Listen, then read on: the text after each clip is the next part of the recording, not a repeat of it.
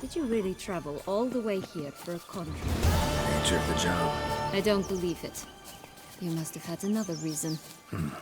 Well, spent a few idyllic months in Beauclair some time You past. jest, I Part of adored me wanted her. to come back, I think. Darling little sis. So adorable. So sweet. Yet when they banished me from the palace, she didn't so much as peek out of the window. She might not have known. Maybe just couldn't. And could she also not grant me amnesty when she was crowned? Please. I'd always grapple up her braid in the past, but I don't see it anywhere. We'll find another way out. This Longlog's tower? Indeed. It's even taller than I remembered. Wait.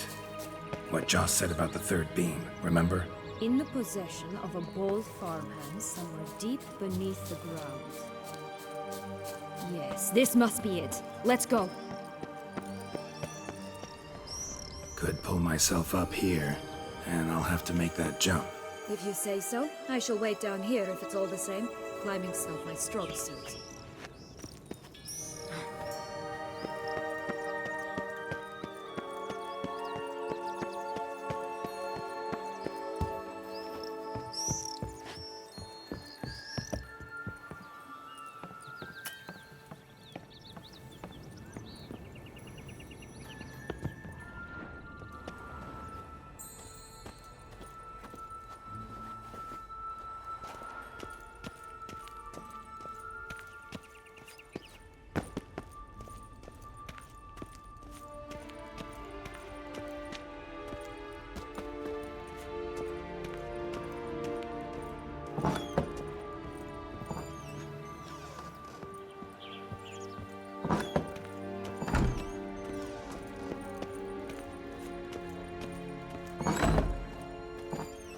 I remember being actually shocked by this view.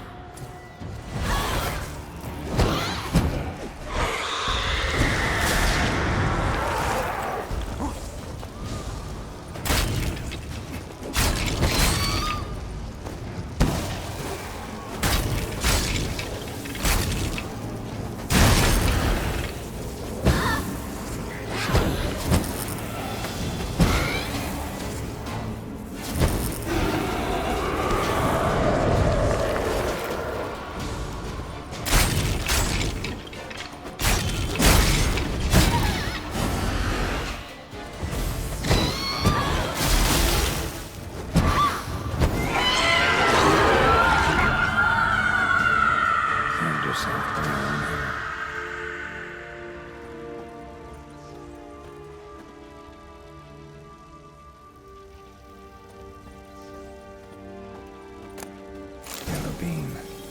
Here it is. Would have stunk to climb all that way for nothing.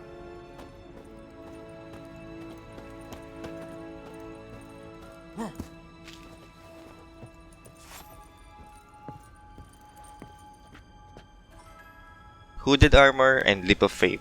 Assassin's Creed anyone?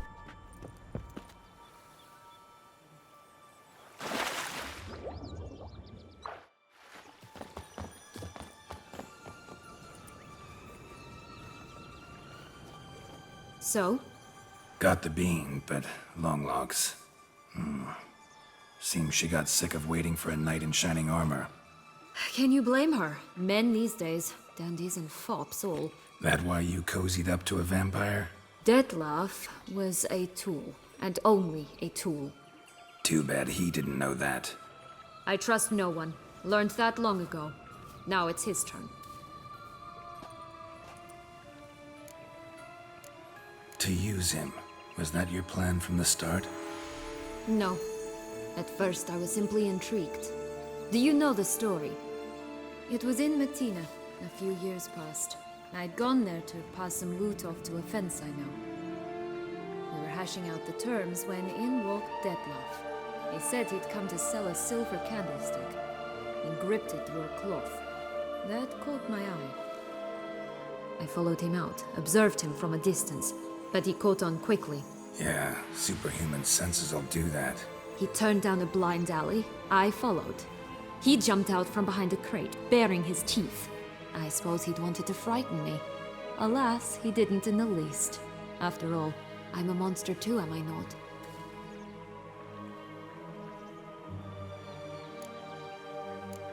A higher vampire and you were unimpressed? Don't know if that's brave or just plain foolish. I've always had a way with ostensibly dangerous, quiet types. That's supposed to be about me too? Oh, brother, I hate to disappoint you, Geralt, but your belly button is not the center of the known world. Though, you do remind me of him a bit, stifling all emotions inside you, ever feigning indifference. You see, when I met Detlaff, somehow I knew, call it intuition, that he meant me no harm, that he was trying to frighten me off, for he too was scared. Now do you understand? I guess. What happened then? We talked, then met up once, twice, 3 times. Enough that he became infatuated. I truly enjoyed it at first, but only at first. He did not love like a man, but like an animal, madly, deeply, unconditionally, wildly. To return such a feeling, anyone would be hard-pressed, let alone someone as twisted as I am. So there came a day you just up and disappeared. Yes, there was no other way. Let's just be friends, or I don't deserve you.